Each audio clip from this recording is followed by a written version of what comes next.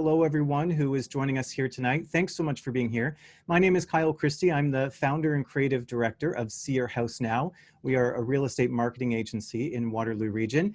And several weeks ago, I was speaking with Cliff and we did a Q&A like this that really spoke to what was happening in Waterloo Region.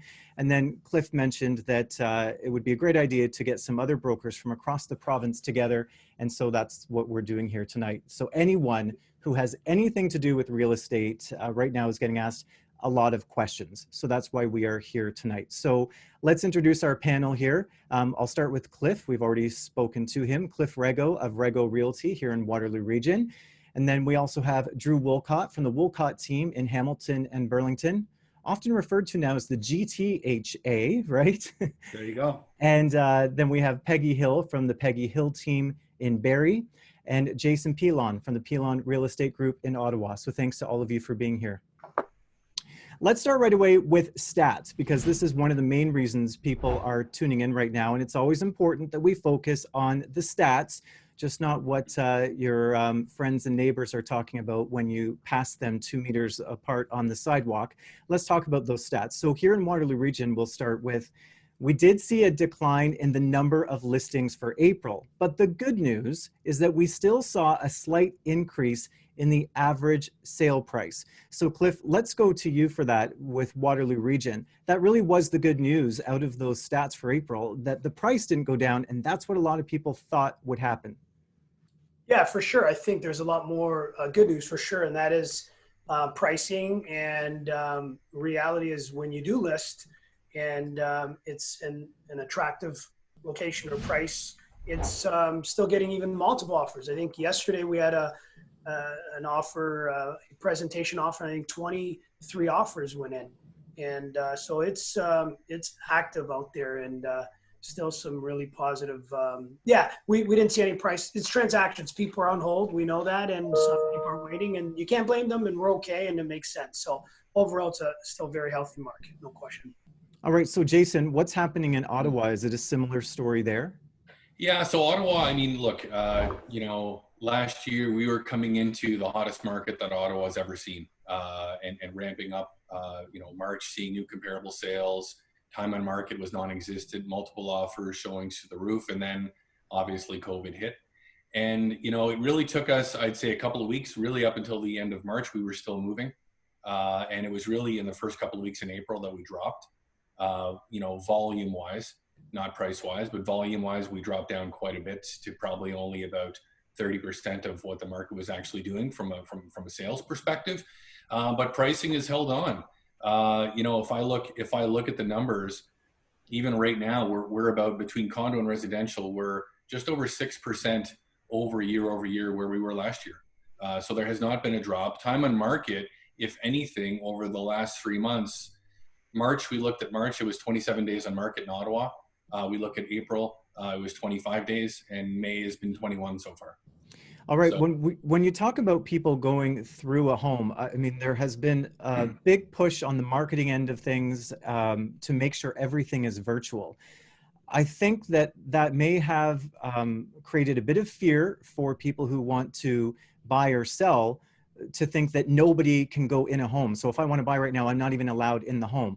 But that's not the case. And so Peggy, maybe I'll go to you as we get the market update from you. But is it important to let people know, if you want to buy that house, you're still allowed in?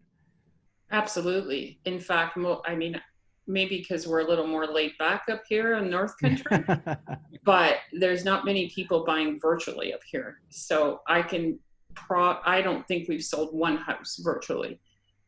We do scrutinize our showings and our buyers, like we qualify them long before they get entry into our home. However, when they do want to see a home and they're serious and they're qualified, they go through the home. And so how is the market in Barrie right now? Amazing.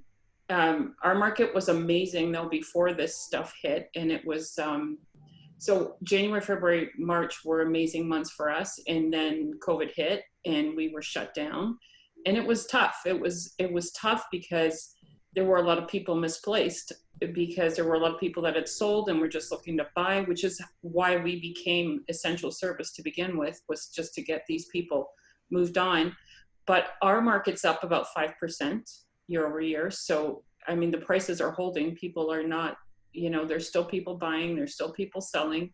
And our days on market are sharply down. I think our days on market last April were 38 and we're down to 27, and it's actually less in May as well.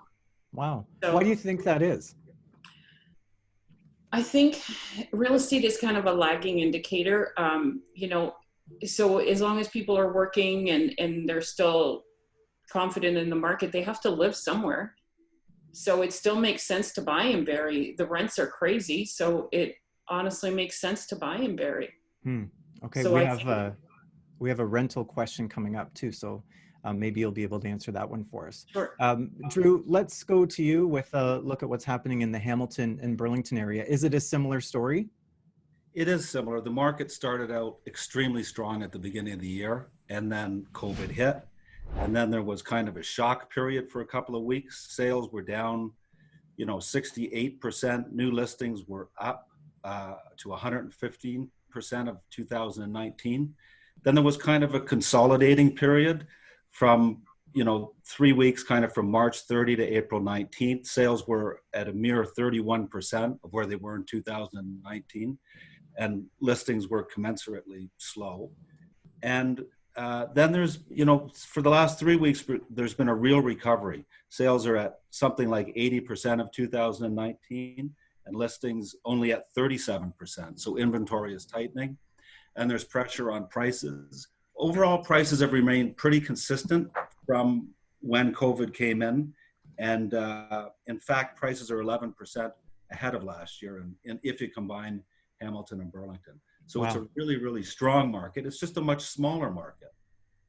Yeah. So what happened is it's balanced. It's just a number of people have been taken out of the market because they don't want to participate, understandably, with the threat to their health, the perceived threat to their health. Right. And I think, I know all of you have done things to make sure that there isn't a threat to people's health if they want to buy or need to buy or sell. Drew, I know your team put right there on your homepage a link with what you're doing so that people who visit know exactly what they're getting into if they decide to buy or sell. Yeah, so there are many measures that we and many of our colleagues put into place to make sure that the public is safe. The number of showings is down a lot, but there are many more virtual showings. So purchasers sort of scope out houses online through open houses that are online, through video, what have you. And then when they have the information they need and vet those properties, they go through many fewer, but they're really much more active buyers by the time that they get to that point. They fill out questionnaires that give the vendor the ability to judge whether or not they want to have that buyer through based on their history and assurances that they're in fact healthy.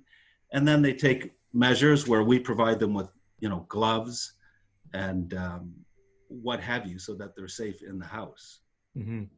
Would you say, a question for all of you, that this has cut down on those looky-loos, people who just want to pop in on a Sunday and, hey, let's go look at some open houses, even though we have no intention to buy? It certainly cut down the number of buyers that go out and look, but not the buyers that are interacting behind the scene. Mm-hmm. It's just cut down the number of showers, the number of showings rather, but not the number of buyers necessarily. Right. Okay, here's our first question that we received. This is from Kathy Buchanan. This says, and we've answered part of this already, my interest is in knowing how this pandemic has affected real estate values, which we've addressed, and what your thoughts are on how long it will take before we bounce back. So we've talked about how the effect on value hasn't been too bad, but we still need to bounce back because the number of listings are down in some markets. So who has the crystal ball? Peggy, you mentioned something about a crystal ball. Did you bring it? I went to get it and the office is locked. I do believe though, if I were a first time buyer, I would sooner be trying to get into the market now as opposed to waiting because, it was tough for a first time buyer to get a house in Barrie in March because there were multiples, obviously price point given. We're still seeing multiples, however, not as many. So your chances are a little bit better. But as far as the market itself, we've already started seeing you know, more and more listings coming on every day, and people are just feeling they get it. Like, this is our new normal. This is how you're going to have to see real estate going forward. I mean, this is how it works. So I think virtual open houses are here to stay. I hope, because it's just, for the looky-loos, like, they could spend all day on Facebook looking at as many homes as they want. But I think as far as the market itself, I don't think it's slowing down anytime soon. And Jason, same for you in Ottawa? Yeah, our hot market here would have been between May and July, and those are our busy months. And obviously, from a volume perspective, we're not going to see that this year. But what I would say is that that's likely going to just be pushed to the fall. We thought maybe in the spring, to be honest, once restrictions started being lifted, that, you know, potentially we'd see a big push of inventory into the market and that prices would potentially flatten or dip. But we're not seeing that. The market has definitely picked up, but we're really not seeing, I don't think, in any of your markets, the inventory levels picking up, which is going to cause the prices to continue to, you know, either stay stagnant or increase. So I think we're a little bit ways off, but the positive news for people looking to buy and sell is that the prices are there, and that the inventory is still there, and that showings are being done in a safe manner right now. Okay, so let's go through with some advice for people in each of your areas. So we have Sam McDadi joining us now from Toronto and the GTA. So Sam, let's put this question to you. What is the advice to someone who is looking to buy or sell, but they're a little bit timid because of what's going on? What do you tell them? Well, listen, it's always the age-old thing. A lot of people have the herd mentality. They want to follow the masses. And I think today it's a great buying opportunity. There's a lot of motivated sellers. It's not multiple offers as much as we saw the first 10 weeks. So, I mean, have the courage to go against the grain. And personally, I bought an investment property that was probably about 20% below the market value 3-4 weeks ago. So I wanted to put my money where my mouth was. And I'm telling all our buyers today, listen, you don't have to buy today, but next 30, 60 days, you're in a climate with very low interest rates, prices come off a little bit. You'll probably see some motivated sellers where you can take more money off as well. So why not get in the game where, you know, a situation arises where you can take advantage of, right? So yeah, I just think people have to have the courage. And you're never going to pick tops and bottoms, but I think there's some great buying opportunities today, and I'm still going to buy if there's opportunities for sure. So I think don't be afraid. The GTA still is a vibrant market. You've got 200,000-300,000 new immigrants coming to the GTA. So, you know, there's going to be lulls and peaks and valleys, but we're going to weather the storm. I mean, this is something we didn't see coming, but there's going to be some, I think for sure, some shrinkage, but I think there's buying opportunities for sure. So Sam, we were talking about each market individually in terms of pricing and the listings that were available or are currently available. What is the situation in Toronto proper especially? Is it a good time to buy because the price increase isn't as high as what we're used to? Well, I think, you know, the key piece is right now you're going to have some very motivated sellers that need to sell. So if they bought another property today, they're forced to sell, and they realize they're going to have to take a number that they maybe didn't envision accepting a month or two ago, right? So I think, you know, supply and demand is really interesting because we're telling people supply is still relatively low, but the people in the game are serious and the people buying are serious. So it's going to be quality over quantity today for sure. But whoever's out there today, given the pandemic, is a serious person who's looking to transact, be it buy or sell. Right. Okay, great. Okay, so let's move on to another question here. We know that the change hasn't been too drastic in terms of price. That's one of the things that we've been talking about. But let's speak specifically to the luxury market. So Cliff, maybe we can start here with you. Have you noticed a difference in this sector? We know that, yes, overall listings are down, but are you still getting calls from people who want to see and want to buy those multi-million-dollar homes? Yeah, I think the confidence is still there across the board. We obviously know, you know, under the 4 or 5 or between 400,000 to 600,000, a lot of demand and traffic and multiple offers in some cases, but not as much, like Sam mentioned. But even the, you know, $1 million to $3-4 million listings, we have a few listings there. The consumers are confident. They're just, you know, they're just maybe waiting around. We had a few showings just yesterday on one of our $2.5 million listings. So the confidence is there. There's really no one spooked. They feel very comfortable still buying. They need to buy their property. I mean, it goes back to you sell high, you buy high.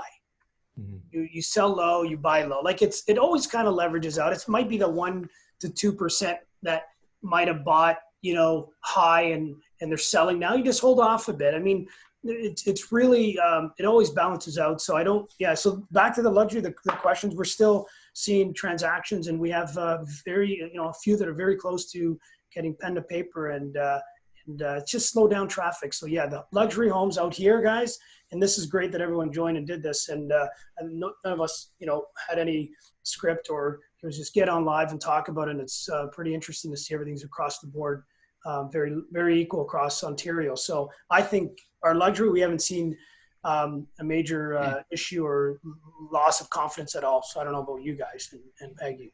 Yeah, Drew, let's go to you. What about the Hamilton area? Are you still getting those calls for people who want those multi-million-dollar properties? Well, in the Hamilton market, the luxury end of it has been the slowest to take back up again. We're starting to see activity over the last couple of weeks, more showings and more interest.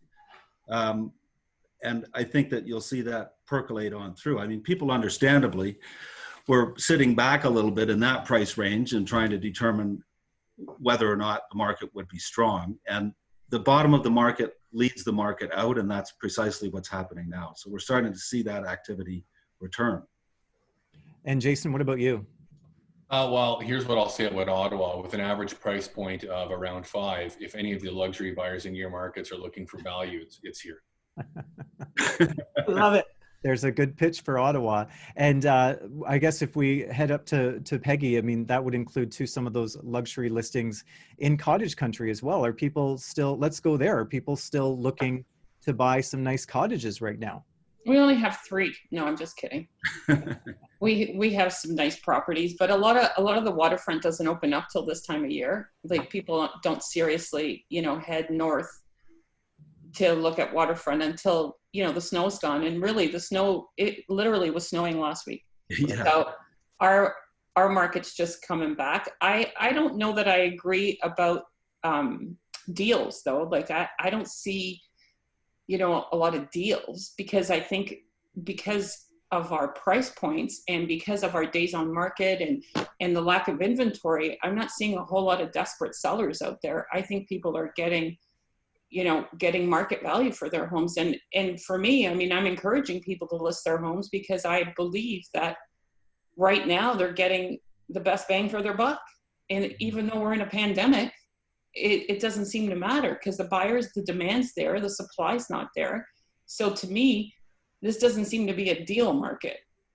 Right. Yeah, I'd have to agree. There was such an oversupply of buyers. There were so many buyers at the end of the year that if anything, it's caused a leveling of the market. Yeah. Like, months of inventory in our market has fallen over the last couple of weeks from, a balanced market to just 2 months of inventory, which is really a seller's market. 100%. Paradoxically, right?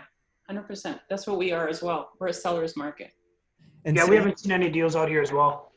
Mm-hmm. Yeah. Sam, what about Toronto and the GTA in terms of luxury? So, I'll say this, and I kind of chimed in a little bit late, so I'm not sure what the first few minutes look like, but, I'm pretty sure most people probably felt the same, but the first 30 days was just a feeling out process, trying to understand where this pandemic was going and what was going to ensue.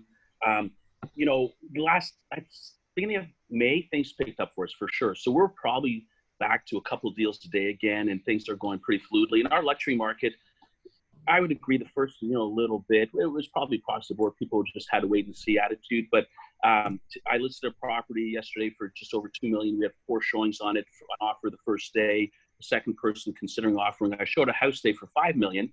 There was 4 showings booked in the last couple of days for that property. It wasn't our listing, but the agent alluded to that. So we're definitely seeing a pickup across the board, including the luxury market. And I think people are realizing that, well, I guess if prices aren't coming off, even though transactionally we're seeing a reduction, which kind of goes without saying. When you can't see a house for the most part, you're going to see lower numbers posted, but values have held. I think that was the best news that could have come out of the market, because you needed to know that prices were being stable, to where held stable. I'm not sure in the next 36 days you're going to say the same, because I mean, our market might be a little different than what I'm hearing. I do think that at some point, some of these sales that are subpar because people do have to sell will reflect maybe lower sale prices. And you're going to probably see the numbers come off a little bit. I don't think a 5 to 10% dip would be a surprise to me. And I think that's probably going to be expected in our market here today, right? So people talking 30, 40%, I don't think that's realistic. I don't think that's going to materialize, but light dip probably wouldn't be out of the question for our GTA market. Okay. Well, I'm sure people who are lining up to buy will be happy to hear that news. Yeah. Jason, let's talk a bit about consumer confidence, because that's what so much of this revolves around right now. Should I buy? Should I sell? Can I be confident that this is the right decision? And it's so easy to get caught up in what people are just saying might happen. People who have no idea and haven't looked at any of the facts or statistics. So what can you tell us about consumer confidence right now? Well, I think that's where our boards, I think, could be doing a better job. Our real estate boards helping us with that. This is a psychological crisis, not a financial crisis. We've gone through different financial crises over the years, but let's keep in mind that never in the history of the world have all of the governments come together to support everyone financially, consumers, companies, employers, like they have in this. So for all of those reasons, I really believe that consumers need to be getting back out there. We're implementing things that we need to make sure that buyers and sellers are comfortable in the marketplace. If anyone's waiting for the market to fall out in Ottawa, it's not happening. It's not going to happen. Our market dropped as far as sales volume goes, but we're right back up. We're 10% of the volume that Ottawa was doing in January. We're only down 10% from that volume. So we've already come back up. Prices aren't going anywhere. So, I think that it's a great opportunity right now for buyers to get out there and be competing with a lot less buyers than they were in this overly heated market that we were just in. And Peggy, what are you doing to help buyers and sellers feel confident that they're okay to go ahead if they need to buy or sell right now? Well, like I said, for me, it's just, they're just the stats, right? Like supply and demand is obvious. And, if we don't have the supply and we have the demand, then it's a fair time to be listing. But safety first, obviously, everything is safety first. I alluded earlier to the buyers, and we screen them all, make sure that they're qualified, they've watched the virtual tours. So, and then you go into a house. We used to deliver feature sheets. Now we deliver COVID boxes with masks and gloves and sanitizers. So, you wouldn't dream of delivering a feature sheet to a home now and putting dirty paper in somebody's house. So that's what we're doing. So, we've done everything we can to keep everybody safe. We don't necessarily allow 6 buyers in a house at once. It's one person at a time. Keep your hands in your pockets. Don't touch anything unless you have to. And then we wipe stuff down when we're done. So we're above and beyond what we should be doing. But I feel like we're all the same in that respect. We just want to keep everybody safe. Yeah, it sounds like it. So what has the feedback been? So you've all had to implement some new measures to make sure everyone going through the home and the people who currently live there are safe. So what has the feedback been, Drew, from people when you have to do these things? Well, in general, they understand and appreciate what's going on. Different people obviously have different reactions to it, but the big thing is to disclose everything, to disclose the background of the buyer for the seller, to have people sign appropriate paperwork so that everybody understands what the risk level is, and then they can decide whether or not to have the risk of having a certain purchaser through. And you can take many measures, as Peggy alluded to: masks, gloves, forms. You can have the house empty. You limit the number of showings, and we really haven't had much resistance. Okay. We have some questions here from some people who are watching right now. And this first one is from Saeed. So let's get to this. As a buyer of a new build in the Greater Toronto and Hamilton area, how will the appreciation value be affected by this? So Sam, you mentioned earlier we could see a bit of a dip. Is there anything you want to speak to specifically for this person? Yeah. So side listen, at the end of the day, as I said earlier, you can't pick tops or bottoms, but we're still, I'm personally still buying real estate. I think it's, a great platform to buy.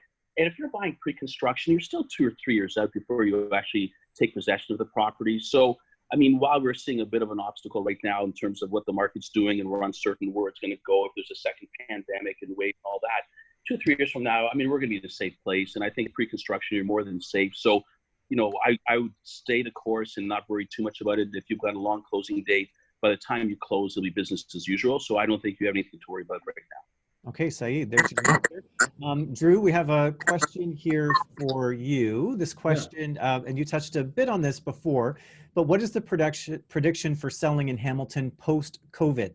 Specifically mentioning Hamilton, considering the location and the last few years it was hot. Well, really, all of the fundamentals are in place for a really strong market. I mean, before March 15th, the Hamilton-Burlington market was the strongest that it's ever been. There simply was not enough housing to meet the demand. This market, was anchored by strong immigration, low interest rates, and reasonable unemployment rates. And there's no reason to believe that in the intermediate and in the long term that all of those fundamentals won't apply. So I think it's a very positive outlook for our market. Okay, some good news there.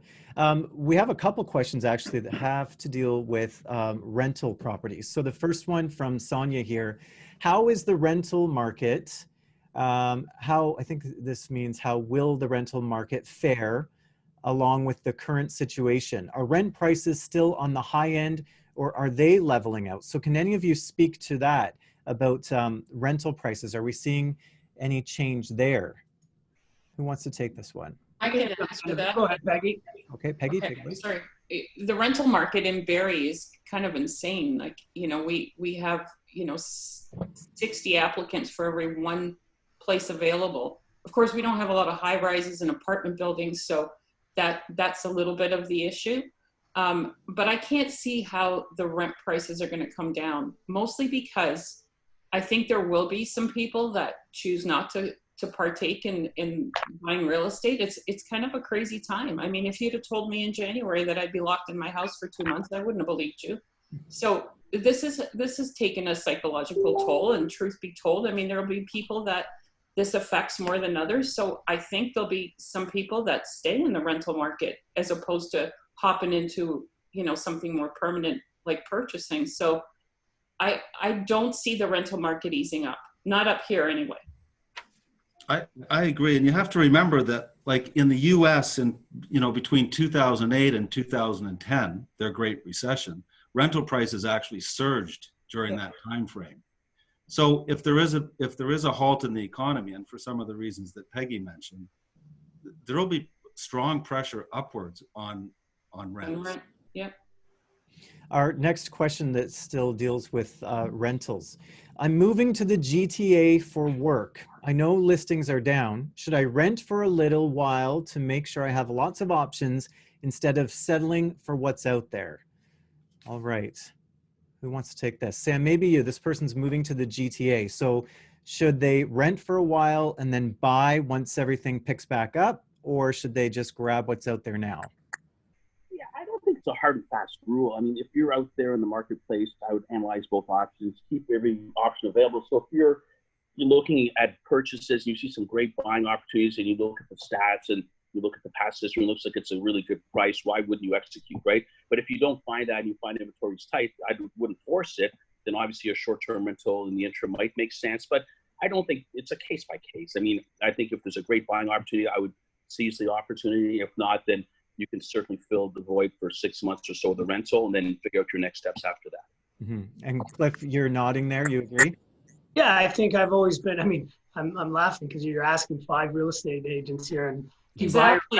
So, and I'm glad we're not scripted, and Sam answered. I answered the same way. It's a, case by case. And I do recommend sometimes buyers renting, coming into Kitchener from the GTA. And I'll suggest rent for a year, get a feel of the area. There's nothing wrong with renting. There really isn't.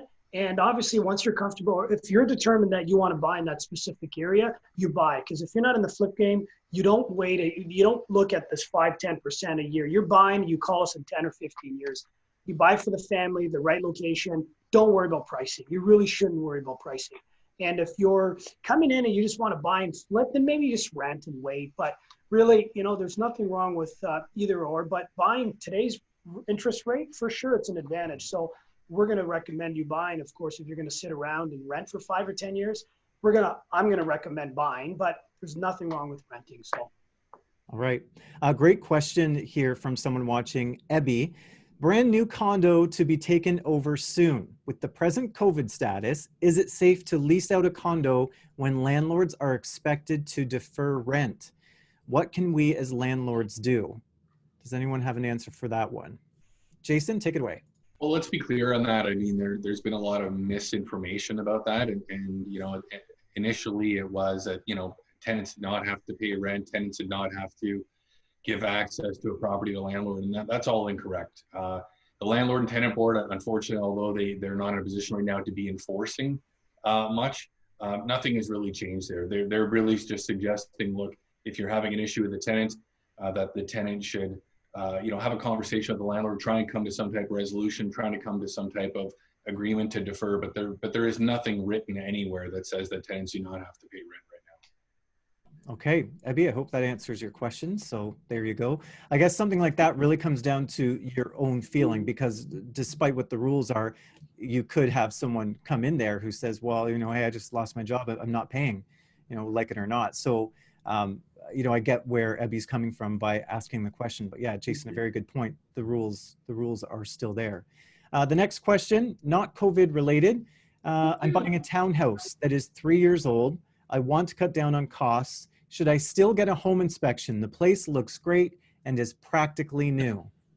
Get a home inspection. Always. Everyone's Always. nodding. Yep. I'm going to take a different angle on that for sure and say get a home inspection, but not for the reason to find anything wrong with the property. It's an education piece for a couple $100. You know where shutoffs are, gas, furnaces. You might understand and get educated a bit more about construction. So it's actually, you know, you might find the elevation and the level of the grass and that's floating towards a window well. So you're going to just learn some stuff. So for sure, get a home inspection. There's nothing wrong with that. So. What about in that multiple offer situation where people say, I got to waive it. I've got to waive it. Is that the best thing that you can, yeah, I think the best play, if you can make it, is to be able to do a pre-inspection of the home. Mm-hmm. And then you don't have to insert it into the offer and weaken your offer.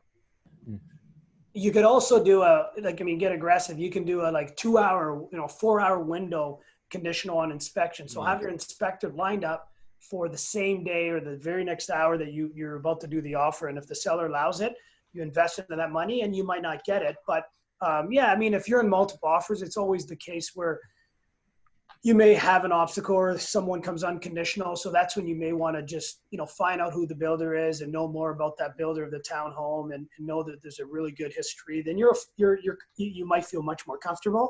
So for sure, you want to make sure that you cover all the points, but there's pros and cons going unconditional and conditional and multiple offers. So yeah, for sure. Okay, next question. We're ready to. Sam is muted there. Maybe if you wanted to add something, I thought. Sam, do you have something to add there? Oh, there we go. Yeah, sure. Listen, I think without a shadow of a doubt, if you're competing, firm is very important. If I'm representing a seller and it's a conditional offer versus a firm offer, it's all day long a firm offer. In fact, earlier in the year, we took $50,000 less for a firm offer because we just want to make sure the house was sold, right? So that's pretty material. I mean, obviously $3,000 to $5,000 isn't as material, and I think along those lines, I mean, if you're representing a buyer, if you're a buyer, bring a bank draft, do all the right things. Then I think a pre-inspection, 2-3 hours, I would do it prior for sure. And what I tell our clients sometimes, listen, guys, if by chance you lose this one, I think we want to position ourselves for success. But if we don't have success, the next home inspection I'll take care of. So for $200-300, it really doesn't matter, but at least gives us our best chance to get the deal solidified. Sam, you're in such a competitive market out there in the GTA and especially Toronto proper. Do you know off the top of your head the highest number of multiple offers you've ever had on one property? 30, 40, 50. It gets, I don't think I've ever had 100, but I think we would probably end up doing 50. Right? So. It gets up there around 50. Has anyone else seen close to 50? 33. 33? In 2017. Wow. That is. Yeah, we've seen 40 and 50 in Burlington and in Hamilton. Wow. We've seen the high 40, 50s in the Waterloo region.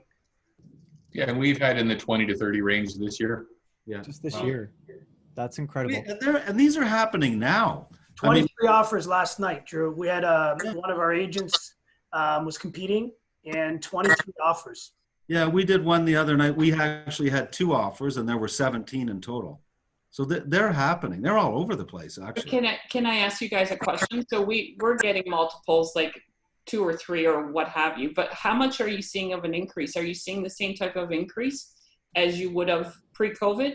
Good question. That's what I'm more curious about. This one was listed at $390, sold for $460, 23 offers. So, And we're seeing in those ranges too, yeah.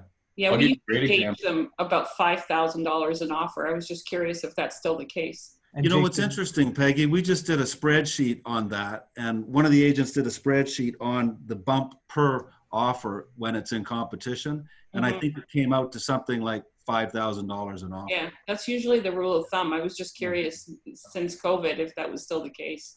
Yeah. And Jason, similar? Yeah, for us, we've seen more. So pre-COVID, we had a property that we listed probably 3 days before at 417, and we were holding offers, and we expected it to sell mid-4s, let's say. And offer date came with COVID, 0 offers. We pulled the property off the market. We saw things heating up a couple of weeks ago. We put the exact same property on the market. We increased the price slightly and did not hold offers.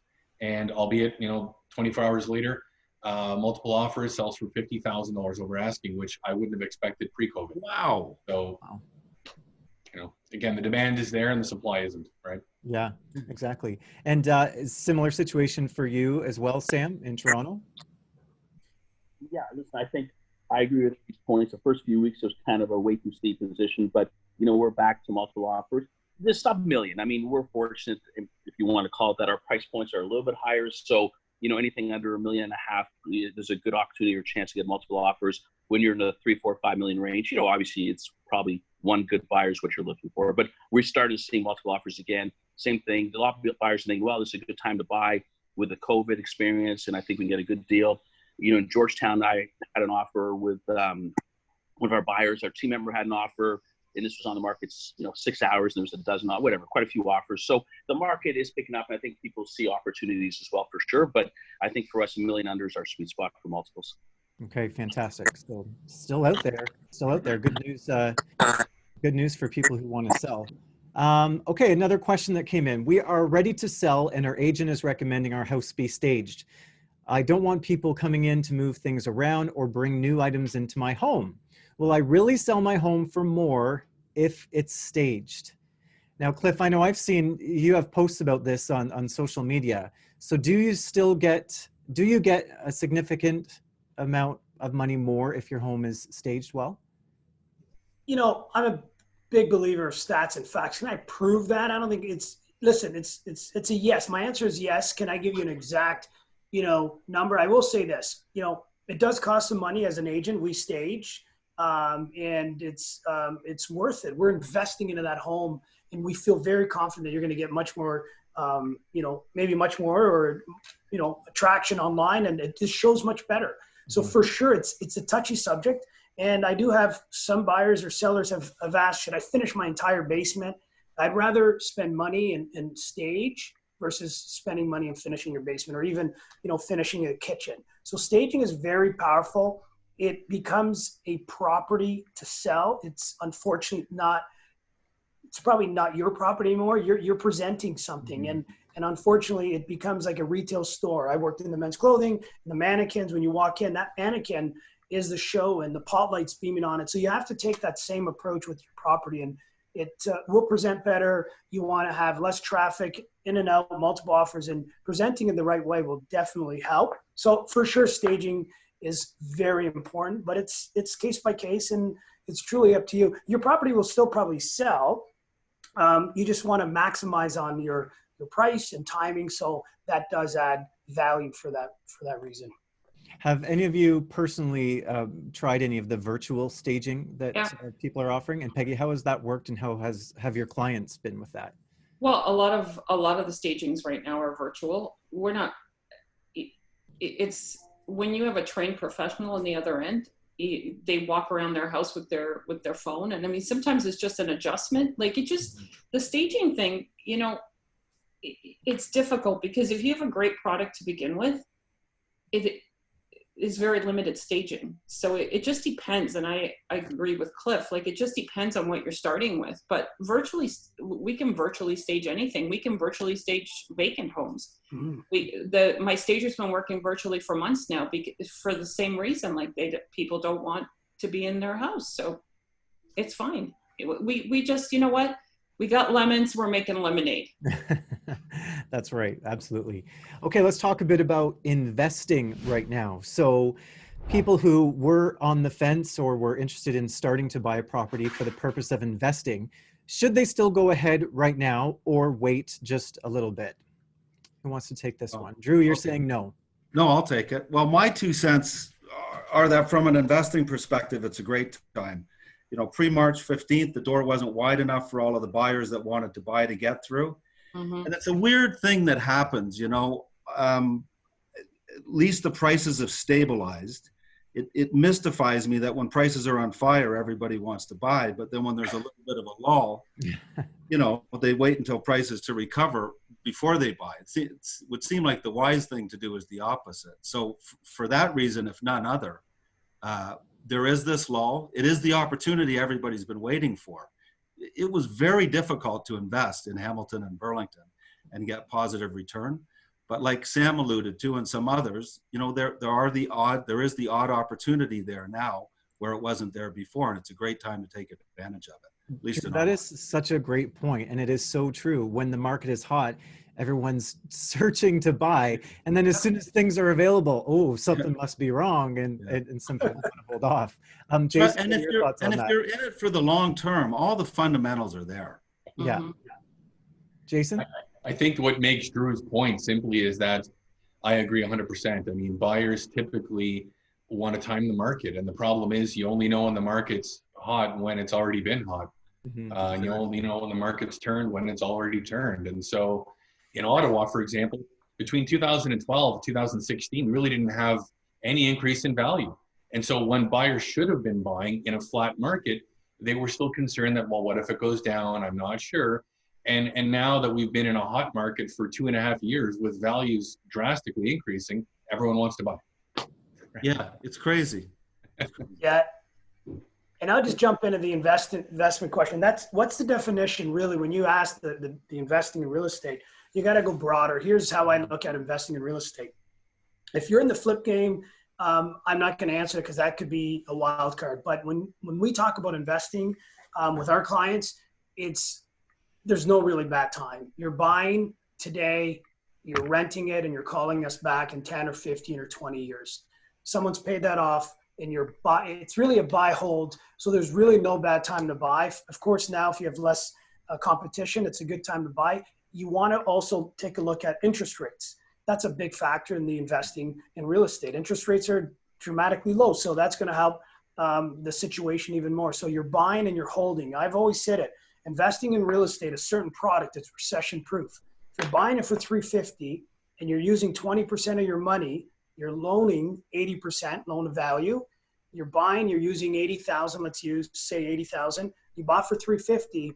In 20 years, if that property's only worth $350 or $300, it's paid for. You've only used 20% of your money. So it's really recession proof, up or down. So there's no real bad time to invest in real estate if it's a long-term play.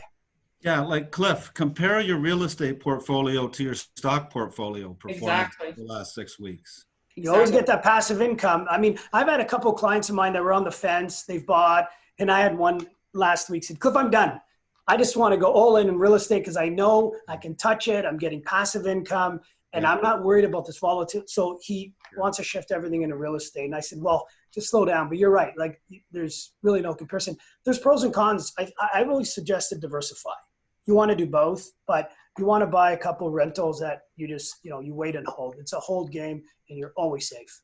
Well, and you look at the market run right now is a great example of that. One, look at the rates and how long those are going to be locked in for. It's a huge opportunity, and nothing more than a pandemic demonstrates the liquidity of a product that you have to sell and have access to cash. I mean, there's so many benefits long-term versus what Drew just said about our investment portfolios that have been hammered.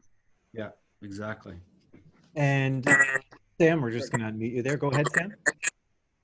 So I was just going to say, at the end of the day, I mean, real estate investment is a proven long-term wealth creation vehicle, right? And so I think it makes sense to get in, and like all the everybody's on the panel saying you can't pick tops or bottoms, but if you get in, historically speaking, at least the GTA, prices double every 10 years, right? So if you buy a place for maybe forget 350 in our market, with let's say 500,000-600,000 as investment, it's going to go, let's say, to $1 million in 10 years. If you take all the right steps and measures to pay it off in 10 to 12 years, if you get aggressive, you've now got an asset worth $1 million you paid off, your tenants paid off, and if you replicate that a few times, you build residual income that could basically carry you for life. And I think that's what it's all about. You know, we all fell in the trap of thinking, you know, some of these blue chip stocks like the Nortels were going to take us to the promised land. It went from $100 to $1, and at that point, it's never coming back. Real estate's bricks and mortars.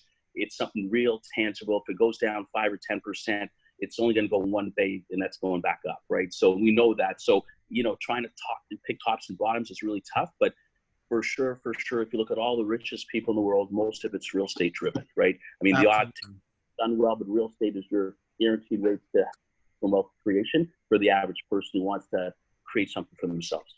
Yeah, and I don't know how deeply you want to go into this subject, but there is a real concern about inflation down the road because of all of the fiscal stimulus that's going on. Right. Real estate is a spectacular hedge against inflation. Yeah. Because it'll hold its value. So it could be that a house goes from $1 million to $2 million in inflation, but you can't, if you don't have $2 million in the bank, you can't buy that $1 million house anymore. Right. So people buy real estate as a hedge against inflation. So it might be something to think about, doubly so, with all of this fiscal stimulus. This is unheard of, massive fiscal stimulus. And you just have to go to Costco and see inflation's already here. Yeah.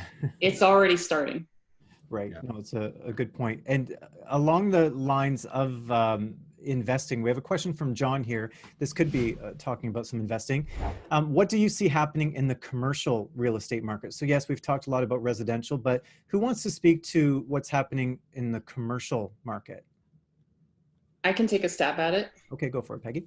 Just because I have a very strong opinion of what I think is going to happen. In Barrie, you couldn't touch commercial anything. I've had clients wanting to buy a building for years and you just can't get one.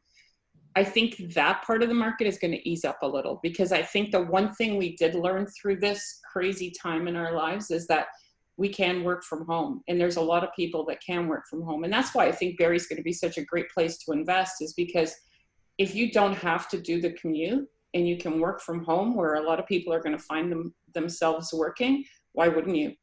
So my thinking is that there's going to be a big shift, and there's going to be, and I already know for myself, I have 13 employees and they're all working from home. I'm not in any rush to bring them back. They're working just fine. So I think there's going to be a lot of people reassessing their commercial needs. And I think that part of the market, especially the leasing, because if anybody got hurt in this market, it was the little guy. It was a little guy that's leasing 1,200 square feet, that's paying his landlord $20 a square foot. Those are the people that have really suffered through this. We've been fortunate enough. We were essential service. We kept going. But what about the guy that couldn't open a store? And those are tough. Those are going to be tough stories. So I do see some pressure on the commercial real estate market. I can add a bit there. I have to agree. Commercial could be, obviously it's had a great run. Peggy, you're bang on. You couldn't buy a building. The cap rates were so low. Everyone wanted to buy commercial. Commercials, you do very well with commercial. You probably get multiple tenants, multiple income. It's if you're doing triple net leases, I won't go into it completely, but there's some pros and cons for sure. But in this situation, it can hurt a landlord for sure. You're going to, if you're a multi-tenant commercial space, you might see some vacant space, or just, some difficult times for both landlords and tenants. And if you can work it out with the deferrals and that, I think that's the best way to do it. But with residential, and I was told this a very long time ago, buying, your 4 or 5 townhomes or condos and just holding, in good or bad times, everyone needs a place and a shelter. In a tough time, you can offer, $0 a square foot for that commercial space, and you're not going to get a lineup. So investing into the residential, you're safe right now. But commercial, there's a lot of good things and pluses with commercial, no questions. But I think that you'll see a flat market. But I still think the ones that are in the commercial space, they're looking for those deals. So if they're not buying a commercial plaza, at 4 or 5 cap now. It might be at a 6 cap. So they'll be happy with that. So I think it was time for an adjustment there. And, I still think commercial buyers and investors will still like that field, and they'll double down on commercial. Okay, so John, I hope that answers your question. Sam might add Sam, you have something there.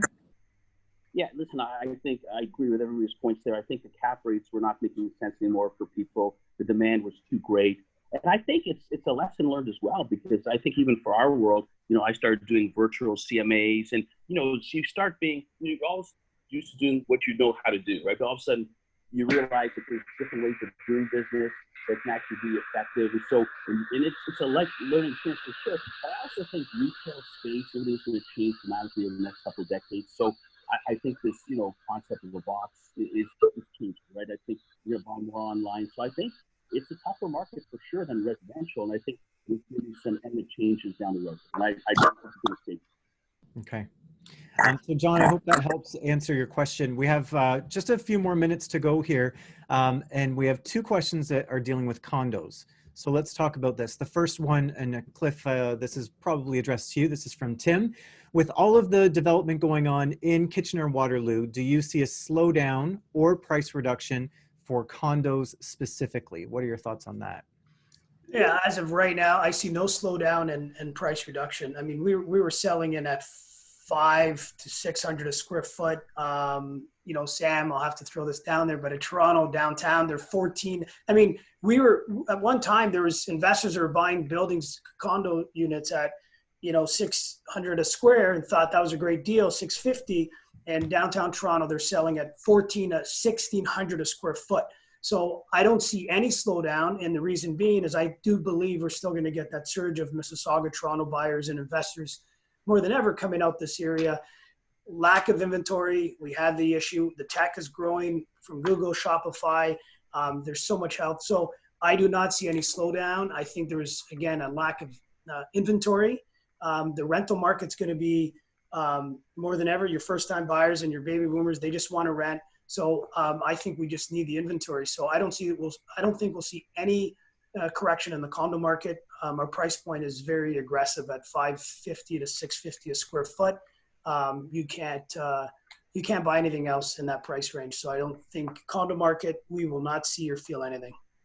Okay, the other condo question we have is a follow-up to the one earlier from Ebby, who recently purchased a condo. Since we're talking about long-term and investing, are we better to invest in a condo or an actual home with land?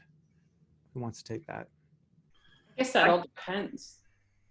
Because condos are, we're only $370 a square foot for condos, but Sam's laughing. He's like, what? I know, $370. That's it. But we have good internet in Barrie, not like Sam in Toronto. So, the only pressure that condos get is the interest rates. So as the interest rates drop, the price of condo fees stops making sense, right? So that's where they start to feel the pressure. So I'm thinking at, 1.9, 1.7 is a variable. Condo fees don't always make sense. So I would put my money in freehold. However, condos are like a no bother type rental. Like you don't have to do anything with them. Like you don't have to touch them. You just rent them out. And the lady that was asking about the condo and renting it out, I have a few rental properties, and knock on wood, as I'm knocking right now, everyone has paid their rent. No one has even come to me. No one has said, I can't pay my rent. So it's not all scary out there. You just have to do the proper vetting. And generally the math is like, should I buy a condo, or should I buy a house, or should I buy 2 condos? Right. You can sometimes achieve much better cash flow via condos. The other thing is, and Peggy alluded to it, is you don't have these surprise cash infusions required. You don't have to put a new roof on a condo. Yeah. It's covered monthly in your condo fee. You don't have to worry about the foundation. You don't have to drive up to the property and see that the grass is unkempt. It's a hands-off investment versus a home, which can require a lot of capital and a lot of time. Right. And Cliff, you're nodding, you agree? Yeah, I'll add a few more. So we were right in that investment market. We do quite a bit of investing in real estate with our clients. So we were in that, townhouse was the investment. That was great when you could buy a townhouse for $350, $400, $450. Once you hit that $500 $100,000 for a townhouse, the condo makes total sense. The condo fee, I was one of those, Peggy, and I totally respect that up until 5 years ago. Why condo fee? Freehold, but you got lawnmowers, fences, asphalt. You got to spend money on maintenance. And a condo fee, in some cases, might be less than any investor investing in a driveway or a fence or a deck. So a condo fee might be worth it. And the demand for condo rentals in the downtown cores, especially Kitchener and that whole area out there, is definitely really hot. So for sure, condos make sense based on price point and lifestyle today. And nothing wrong with freeholds and properties, but you just want to watch. It's all a price point. Yeah, and it's very, to Cliff's point, it's very difficult to buy in our market a freehold that has either neutral or positive cash flow, but you can still buy condos that have that. So sometimes, you know, a great requirement for most people is that it at least break even. But that's why they should come to Barrie. We can do it here. Hey, we have all the cash flow you have and more. So we are almost to time here. So before we go, let's go to each of you with your message. We have a great turnout here tonight. So thank you to everyone watching. Fantastic and some great questions here tonight. But I'll go to each of you and give your final thoughts, your message to buyers and sellers in your area. So Sam, we'll start with you. What is your message to everyone looking to buy or sell in the GTA? We're going through definitely some uncertain times, and I think we're getting a better handle on it today. The first month for all of us was just trying to get a better understanding of how to move forward and what to do. And even in fact, in early April, we recommended to a lot of our clients, if they weren't comfortable staying the course on the market, let's take you off and then revisit when it's right to go back on the market. Quite a few people took us up on that. We recently reached out again, said, listen, we think it's time to go back on the market. We're seeing life in the market, and inventories remained low.